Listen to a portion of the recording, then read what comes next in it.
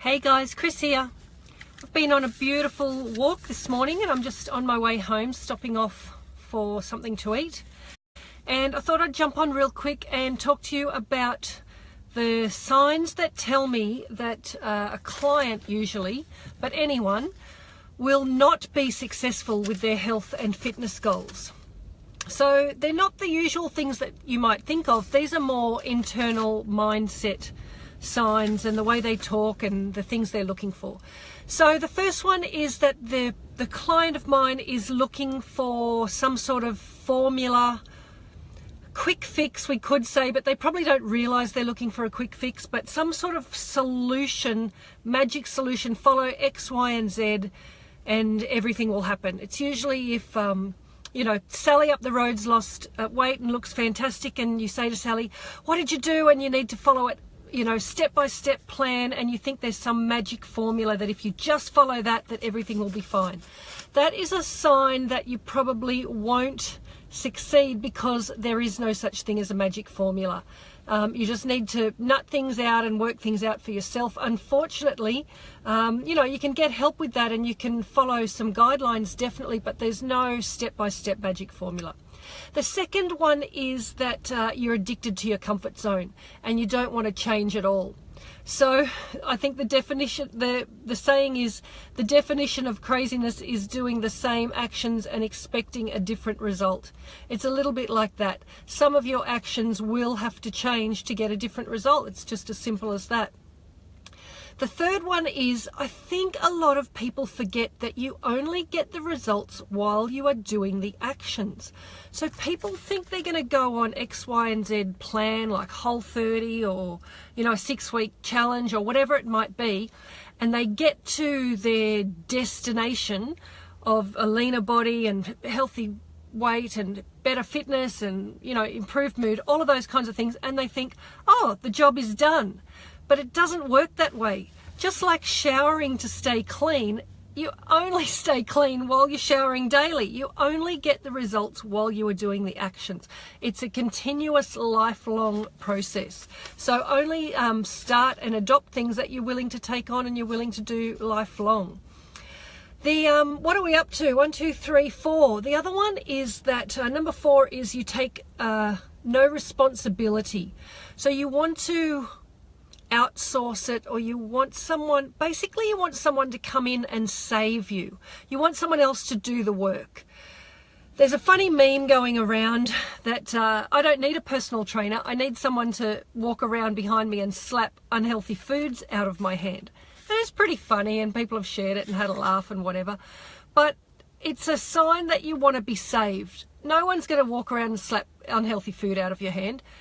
It's funny and all, but you need to take responsibility. Be a grown-up, take responsibility for yourself and your actions and your results. Nobody is going to save you. A coach can definitely help you and guide you and meet you halfway, but they can't save you. You can't outsource the push-ups. You can't outsource saying no to the second helpings and the excessive food and whatever it is. You can't outsource that. I mean, I'm sorry to tell you, but that's just the way it is. Okay, expecting perfection and aiming for absolutely perfect or not bothering at all. Oh, such a huge one. It's the all or nothing effect. And I've got a news flash for you. Life is never going to be perfect. You are never going to be perfect. So stop flip-flopping between perfection and all blowout, and get somewhere in the middle. Near enough is good enough if you're consistent with it. Just take a step ahead and be consistent. Throw perfection out the window. Your perfectionism is stopping you from getting results. It's not helping you. You think your perfectionism is helping you get results. It's not. It's stopping you from getting results. So throw that out the window. Okay, next one. I've got notes here, that's why I'm looking. Is that you don't want to learn anything. So how often have I had a client say to me, just tell me what to do, Chris, just write me a meal plan and give me an exercise plan and I'll follow it to the T. Well, that's all great, but that is short term. That is like me giving you the answers to the test, but you never learning the skills. When I was in high school, I hated geography. and I cheated on the test. I got someone to give me the answers to the test. Guess what happened? I got a short-term success. I passed the test, but I got a long-term failure. I still suck at geography, like bad, like it's quite embarrassing sometimes. I didn't want to learn the skills, I just wanted somebody to tell me what to do and what to write and the answers. The same goes when you want to follow a set meal plan, when you want to just follow an exercise plan with no learning. Now, it's one thing to follow a meal plan or an exercise plan with learning in addition, but no learning equals short term. There'll be no long-term changes, there'll be no long-term success without learning. That brings me on to my next point, which is totally the opposite to that. You only want to learn and read and research and think about and study about, but you never actually put it into action. So the two go together. You're going to learn the skills and then you're going to put them into action. The old saying used to be knowledge is power, but in this day and age of Google and all the information's at our fingertips, that no longer applies. So the new term is the application of knowledge is power. Knowledge isn't anything without applying it. Action speaks louder than words. My next one, we're getting to the end. My next one is waiting for motivation. Well, you don't wait for motivation to have a shower or brush your teeth or go to work or pay your bills or pay your taxes or do the things that need to be done. You do them because the payoff is worth it, and it's something that you should do. Discipline trumps motivation every single time, and motivation is generally, we get a bit mixed up about motivation anyway. It usually comes after an action, not before. So expect to get motivated and then go out for a run.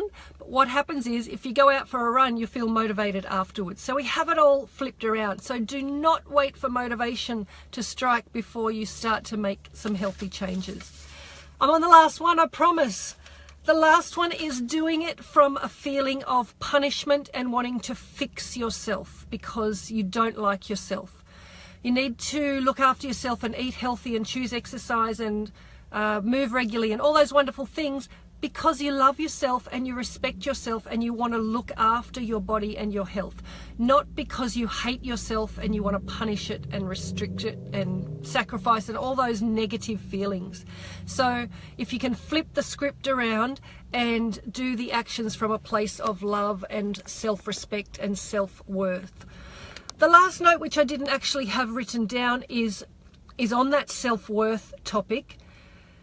If you are waiting to get to a certain weight, a certain health, a certain shape, a certain anything, so that you can feel happy or good enough or proud, then you've wrapped too much up into your goal, and it actually makes the goal a whole lot harder.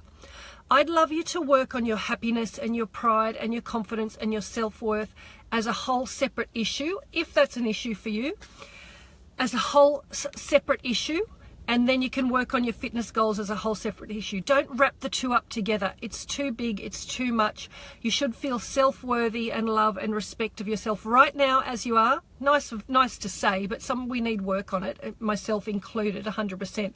But don't wrap it up in that health and fitness goal. You won't be healthy, happy, proud when you get somewhere.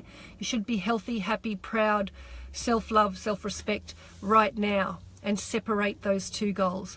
Somebody's writing me a comment. I haven't got my reading glasses on. I can't see it. I will read the comments on the replay. I promise. I'm going in for something to eat now. I'd love to hear your thoughts on this. If you could relate to any of these 9. I know I've got comments there. I'm sorry I can't read them, guys. I will read them on the replay. Have a wonderful afternoon. See you later.